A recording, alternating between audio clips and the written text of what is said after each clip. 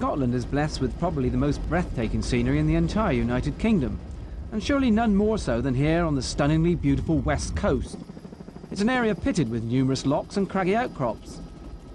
Dunoon on the Holy Loch is one of many pretty coastal resorts that shelter here from the wild westerly winds, and boasts a history with the sea as compelling as any.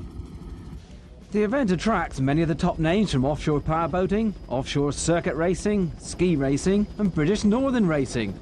And although this is serious racing, there's a refreshing element of relaxation and fun. Mark Greenaway is one of the UK's top OCR drivers, and he was experimenting with a new secret weapon. Got a lighter navigator as well, 4-stone lighter to be precise, so that should make a big difference. How big a difference do you think that really will make? In all honesty, I should imagine it will make about 2 miles an hour difference. My navigator, normal navigator, weighs about 14 stone, so if you're listening, Stuart, I'm sorry, mate. Well, Mark Greenaway's navigator then saving him around 4 stones in excess baggage.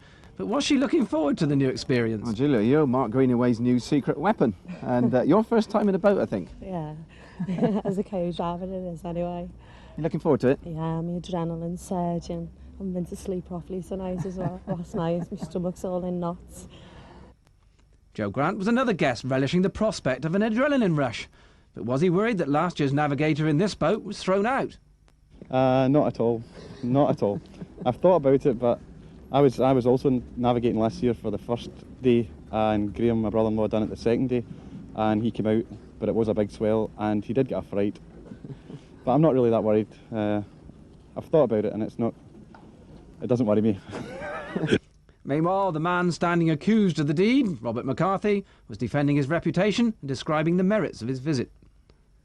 No, we're hoping to keep them all in this year. The reputation is only the one, and we don't tip them out every race. No, we're looking forward to it. It's a bit on the calm side, but the weather's with us. Looking forward to a good one. You obviously like racing here. Is it the format, the course, or what is the attraction to coming to Dunoon? Just the place in general. We've been here all week skiing on the loch, and we've just had a fantastic week's holiday. The hospitality, just everything about the place, really. Nick Barsh arrives back in Dunoon, 7 times a national champion and overall winner here in 1993. He obviously likes it and described why he considers the format as a step in the right direction. I think it could well be. We've tried it at Carline Bay this year, as you're aware, and it was very successful. The drivers enjoyed it, and it's certainly good for the spectators. It stops a long progression of drawn-out boats, like a trail going around the course. It's a little bit more work for the organisers, but at the end of the day, it's sponsorship and excitement that we're after, and I think it's got to be the way to go. Eddie Moyle, on the other hand, is a freshman with little experience, a comparatively untried rig, but a confidence that the weather would suit his cause. Well, Ed Moore, yours going to start as one of the favourites today, but a 2.5 litre engine on an 18-foot boat sounds a bit of a handful. Well, it certainly is, yeah, but it's very flat conditions out there today, so we think we should go quite well. And what sort of speeds do you think you can attain with this boat?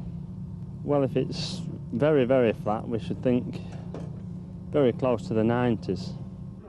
Top offshore powerboat representative was Howie Lucas with his immaculately prepared throw date. He too was confident, but well aware of the problems he suffered in '93. Well, we always start confident. Last year we did have a few problems. Samsung were also racing very well, and I think to beat that sort of outfit you need to be on the ball. We had a few problems with the boat, but this year the boat's running well, so we'll have to see. It's flat, which isn't good for us because it's not perhaps as quick as the 18s, but we're fairly confident. So as Heat 1 set off, it was a question of per many 3 from loads. It was warm, it was flat, there was a large crowd, and the action was fast.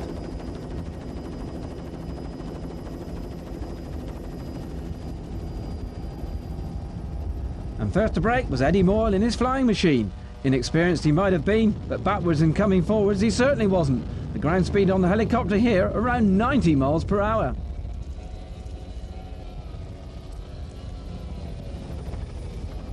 Well, that took everyone by surprise, but not least the other 2.5 litre boats in his class.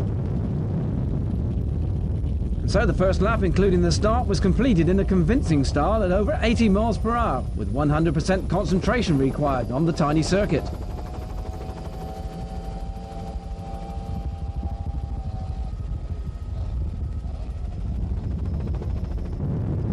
Not unexpectedly, however, Nick Barsh and Steve Kent in A28 Samsung cameras were heading the 2-litre division. But for the UK's crack crew in this class, overall honours as the goal, and despite of a 70 horsepower deficit, they were close behind in 4th. And ahead of Mark Greenaway, who in spite of his new lightweight crew and an extra 2 miles per hour, was already 2.5 seconds behind.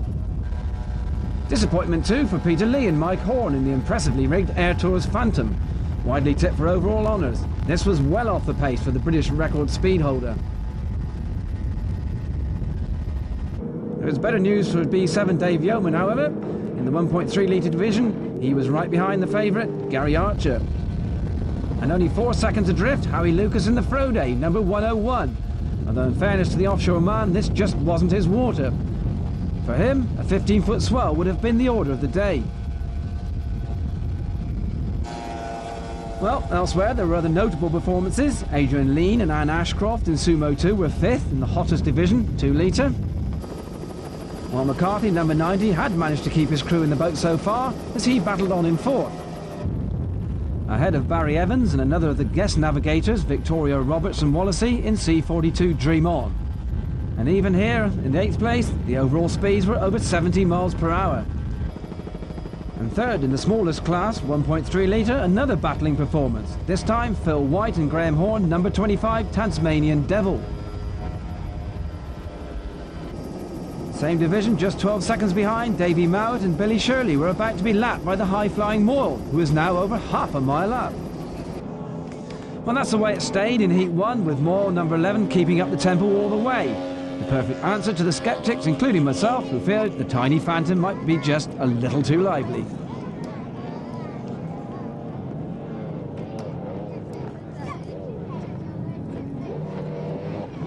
Now, in 2 litre, Barsh and Kent also had the perfect start, though I suspect slightly disappointed it wasn't overall. David Yeoman and his guest, Kelly Ryan, duly completed the route at 1.3 at an average of 63.2 miles per hour. And after a short break, everyone got ready for Heat 2. Remember, it's 4 heats altogether in the revolutionary format. 3 non-starters this time, number 2, Adrian Lean and Anne Ashcroft, B77, Gary and Angela Archer, and number 54, Kim Wilson and Steve Ball. They went walkabout on the seabed. So the name of the game in the second heat then was to keep an eye on Moyle, but when the green flag went up, he was off, proving once again you can't keep a good man down. And look at the concentration here. One does tend to get the impression he was out there to win. Closest to Moyle was Tristan Prentice, a local ski racer, and normally he'd be responsible for a man on a rope. This though was Bliss, no one to slow him down. There were tears though in the Air Tours camp. This was certainly no holiday for Peter Lee, only 3rd for the UK's fastest 2.5 litre offshore driver. Better news on the other hand for number 4, Rick Mottram and Roger Parkin. Nothing from the first heat, but this was 4th in the brightly coloured Hellraiser. So back to 2 litre, and Barsh and Kent were at it again, although Greenaway on this occasion was certainly a lot closer. 3rd in 2 litre, McCarthy was passing his own little milestone. He'd accomplished 1.5 races with his navigator still in the boat. But note the navigator still not letting go the handle.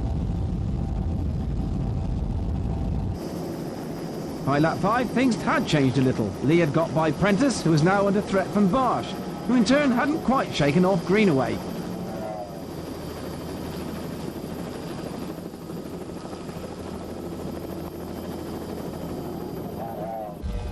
But up front, Moyle had shaken off everybody.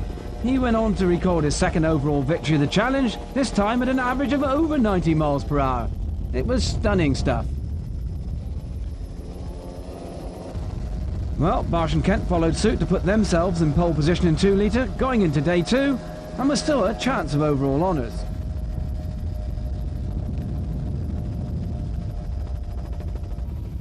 Whilst in 1.3 litre, Gary Archer's absence meant it was an almost unopposed run to the line for Dave Yeoman. And after 2 rounds then, Moyle and Weston's stunning speed accumulating 800 points, with Prentice and Cairns well pleased with 720, but Lee adrift in 3rd.